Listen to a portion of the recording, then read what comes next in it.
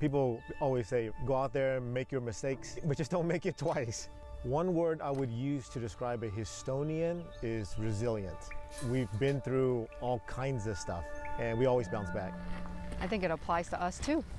With hard work, we are not just surviving, but we're thriving. I'm Teresa Pham. And I'm Shaw Nguyen.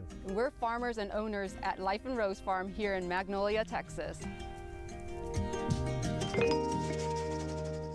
The roses this couple work with are also representing resilience. It's among the world's oldest flowers with fossils dating back 40 million years. Over time, it's been used as medicine, decor, fragrance, and a message. In 1986, Ronald Reagan made it the country's national flower emblem. Joining us with why they decided to petal roses and it is Teresa Pham and Shaw Nguyen. Hi, Good Deborah. morning. Good morning. Oh my gosh. Okay, so how did you all do through Beryl? Oh gosh, we barely survived. It hit us pretty hard, but mainly on our home side and not so much on the farm side. And so we were spared a little bit there. Yeah, all right. But you talked about resilience, right? Yeah, looking at those pictures right there. How did you two meet? So we met in Oklahoma at a volleyball tournament. Shaw's from Dallas, I'm from Houston, and we just hit it off and did long distance for 4 years. Wow. Got engaged the 5th year, and then he moved to Houston. Yeah, and that engagement kind of has some roots, if you will, in what you do today. We'll get to that point, but no, not really. No, where you proposed. You Yes. proposed. Oh, yes. Where I proposed, exactly. So I proposed in Italy, right, in a garden, the Boboli Gardens. Yeah. Yeah, and the Boboli Garden, Garden. and that's like the goddess Ceres, the goddess of agriculture. Yes, well, he told me it was the goddess of love. Yeah, Aphrodite. Yeah. Yeah. I was that girl that took I Latin believe I took Latin for 4 years. So I believed him. And then later, come to find out when we took the children back many, many years later, and I read up on her, it turned out she was the goddess of fertility and agriculture. So yeah, so here there we you are go, farming. right? Yes. Okay, rose farming. You two had other career, the things that you did before you got to rose farming.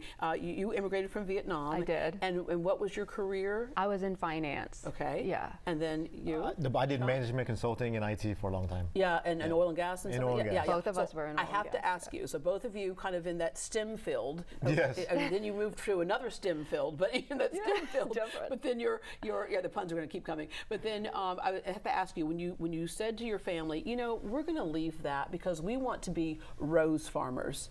What do they think? We are nuts.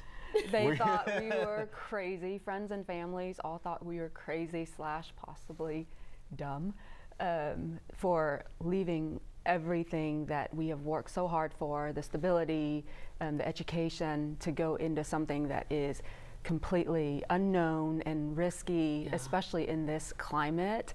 To be growing European garden roses is insane. But you hear that phrase, stop and smell the roses. It really is what you all did. You had dealt with some things, some fertility issues, and that can be so hard emotionally and psychologically for people. Right. And you thought, why not? And you truly took that to heart, to stop and smell the roses, and started this Every day. farm. Yeah. Yes. Why roses? Why this? I love roses. I've always loved roses. He knows it. But I think when COVID happened, Shaw wanted to move out to more land, and so to entice me to come along, because I wasn't having it. He was like, how about we grow roses out there for you? All right, so you have an example of those roses. You say European roses. Roses come in, there's like hundreds of different types of roses. Yes. And so what you have here is like, they like warm climates, but it's a little hot here, so you have to really tend to these. Yes, we've got the heat and the humidity here that is just not conducive for garden roses. And so it accumulates a lot of pests and diseases and things like that. And so we're having to trial many different varieties and see which ones thrive and do well in our climate. You host lots of farm events. You have a venue rental for private events, photography, potted plat sales, over 30 different varieties in potted and barefoot forms. You can take them home so they can take root at home, and it's just a beautiful place to be, learn about roses, and then you have an afternoon tea as well. All right, I'm going to end out with some business advice, because you work together as a couple. Every rose has its thorn, as they say. Your best advice for anybody who's starting a small business and you're going to work together? Take it slow, one day at a time, and really support each other.